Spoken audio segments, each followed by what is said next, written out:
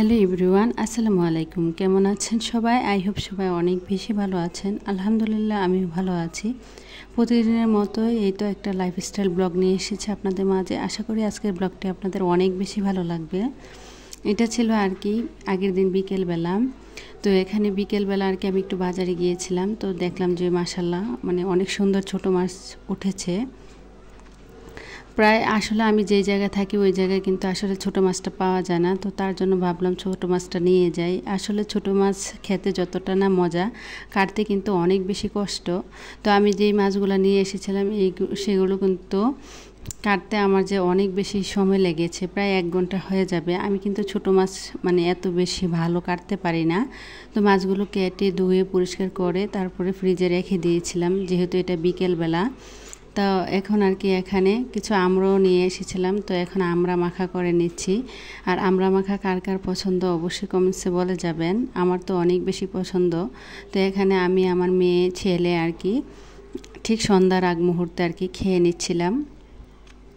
তো আমরা মাখা দেখে যদি কেউ কারো জিভে জল চলে আসে তাহলে আমার কিন্তু দোষ নেই। তো তারপরে চলে এসেছি সোজা পরের দিন সকালবেলা।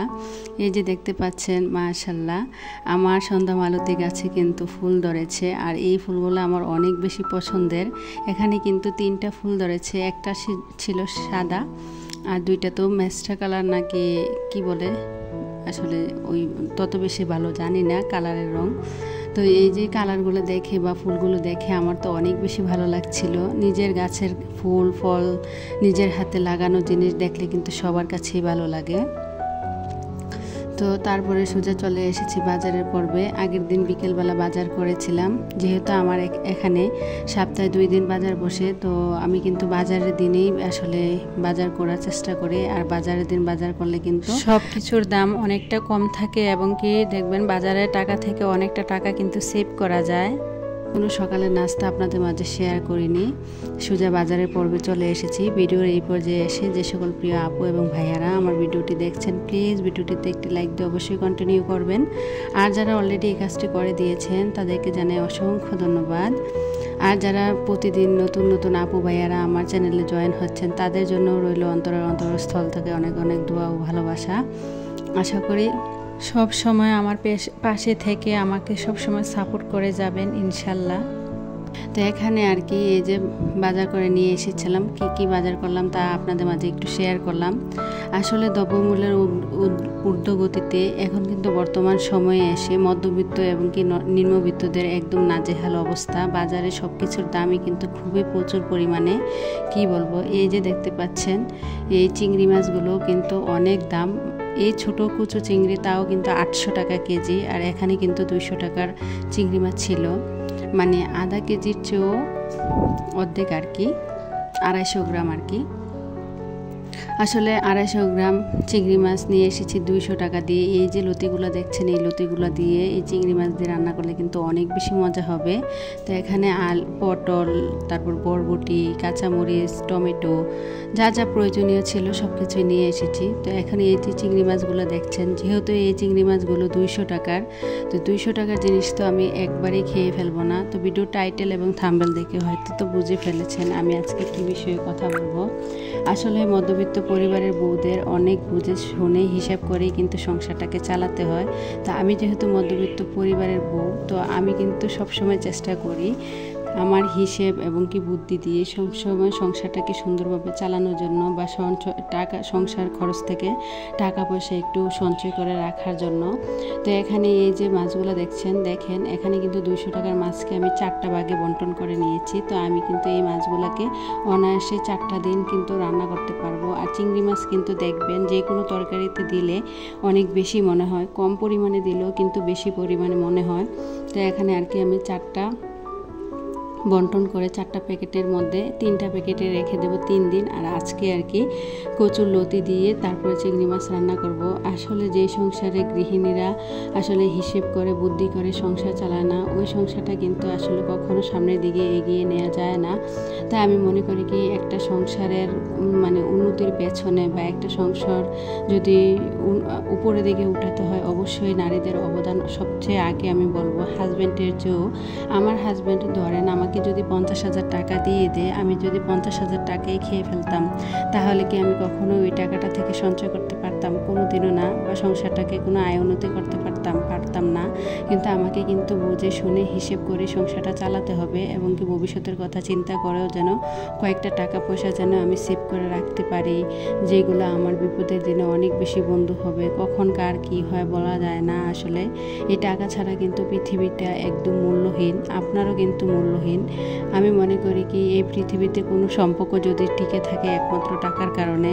এই পৃথিবীতে যার টাকা নেই দেখবেন তাকে কেউ তো আত্মীয় হিসেবে পরিচয় দিতেও মনে হয় লজ্জাবোধ করে। কাছের প্রিয় আপনজন, বন্ধু বান্ধব সবাই কিন্তু মানে যাদের কাছে টাকা নেই তাদেরকে কিন্তু গণ্যমান্য করে না, আর যাদের কাছে মানে টাকা আছে তাদেরকে দেখবেন সব সময় যে কোনো বিয়ে শাদী অনুষ্ঠান বা যে কোনো সামাজিক অনুষ্ঠানের মধ্যে কিন্তু সবার আগেই রাখে। তাই আমি মনে করি কি বেঁচে থাকতে হলে প্রতিটি মানুষেরই কিন্তু টাকা পয়সা থাকাটা অনেক বেশি জরুরি। টাকা পয়সা না থাকলে এই পৃথিবীতে কারো কোনো মূল্য নেই, একদম অমূল্যহীন জীবন হয়ে পড়ে।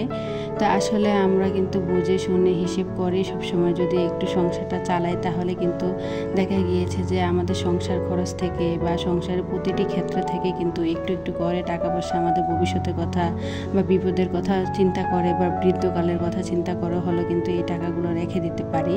আর এই সমাজে কিন্তু আপনার টাকা থাকলে সবাই আপনাকে দাম দেবে। একটা কথাই আছে, তেলের মাথায় কিন্তু সবাই তেল দিতে জানে, আর যাদের মাথায় তেল নেই তার মাথায় কিন্তু কেউই তেল দেয় না।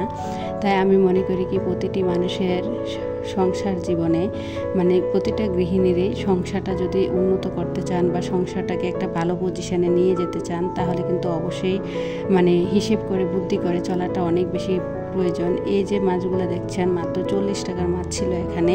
তো আজকে কিন্তু আমি এখানে ছোট মাছটা রান্না করব, আর কচুরলতি দিয়ে চিংড়ি মাছ রান্না করব। আর আমি যেভাবে আসলে ছোট মাছ রান্না করি সেইভাবে আপনাদের মাঝে শেয়ার করছি। আসলে এক একজনের কথাবার্তা ধরন বা এক একজনের লাইফস্টাইল এক এক রকম, কারোর লাইফের সাথে কারোর জীবনটা কখনোই মিলবে না। তো আমি আমার মতো করে আর কি যেভাবে রান্না করি তাই আজকে আপনাদের মাঝে শেয়ার করলাম।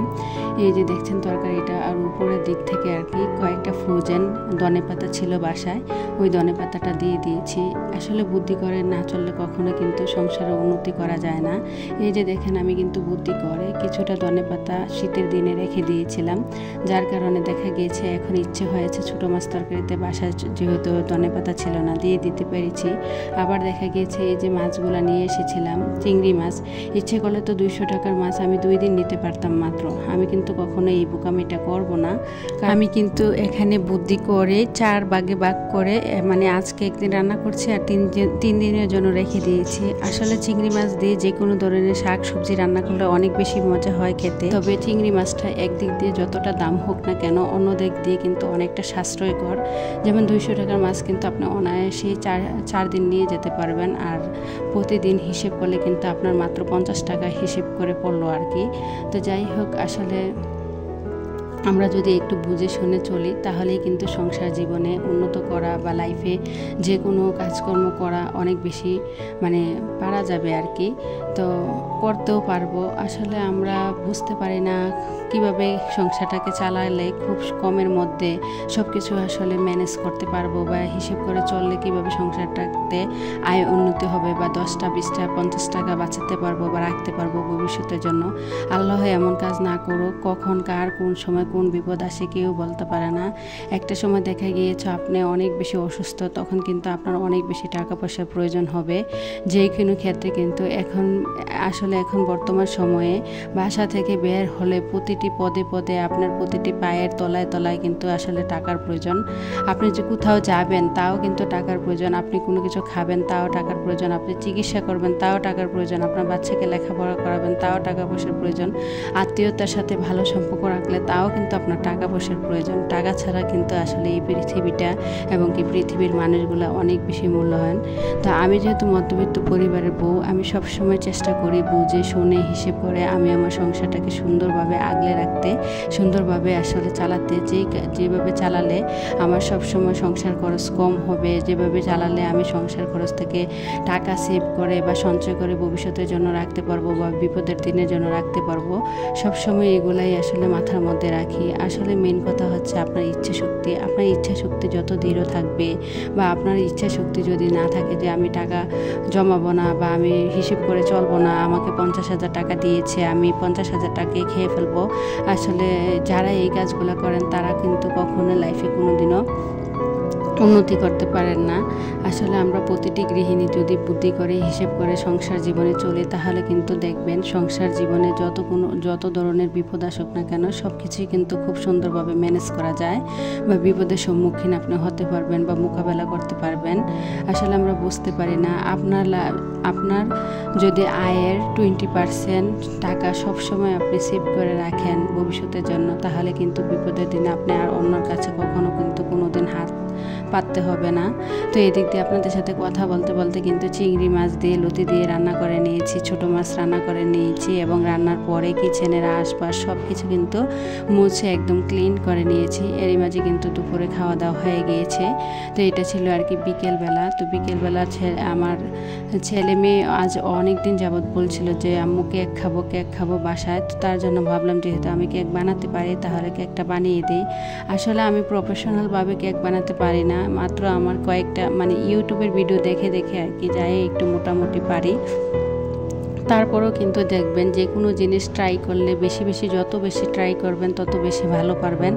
আমার কাছে মনে হয় আমি 6 মাসেও একবারও কেক বানাই না, কিন্তু আমার বাসায় সব কিছু আছে, কেক বানানোর যা লাগে সব কিছুই কিন্তু আমি কিনে নিয়েছি। তারপরেও অলসতা করে কিন্তু আসলে করা হয় না।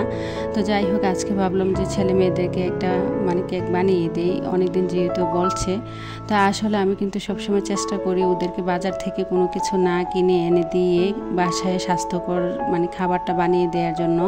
আসলে বাসায় যে খাবারটা আপনি বানিয়ে দিবেন ওই খাবারটার মধ্যে যেরকম একটা পুষ্টিগুণ থাকে বা ক্ষতিকারক কোনো কেমিক্যাল জাতীয় কোনো কিছুই থাকে না। বাইরে থেকে যদি আপনি কোনো কিছু আনতে যান তাহলে কিন্তু ওইগুলো কিন্তু আমাদের স্বাস্থ্যের জন্য অনেক বেশি ক্ষতিকর। তা আসলে হিসেব করে বুদ্ধি করে যদি সংসারটা চালান তাহলে কিন্তু আপনার বাইরে এক্সট্রা কোনো খরচও করতে হয় না। যেমন দেখা গিয়েছে এই যে কেকটা যদি আমি বাইরে থেকে কিনে আনতাম তাহলেও কিন্তু কেকটাকে কিনে আনতে গেলে কিন্তু আমার প্রায় 200 থেকে 300 টাকা চলে যেত। আর যে বাহিরে যে কেকগুলো হয় আমি দেখেছি ওনারা কিন্তু ডালডা গালিয়ে তারপরে আর কি উপরে ক্রিম হিসেবে ব্যবহার করে, কিন্তু ওই কেকগুলোর চেয়ে কিন্তু হোমমেড কেকগুলো অনেক বেশি ভালো হয়, খেতেও কিন্তু অনেক বেশি মজা হয়। তো যাই হোক, এখানে আর কি কেকটা বানিয়ে নিচ্ছিলাম। তো ভিডিওটা এই পর্যন্তই। আমার পরবর্তী ভিডিও দেখার আমন্ত্রণ জানিয়ে সবাই ভালো থাকবেন। খোদা হাফেজ, আসসালামু আলাইকুম।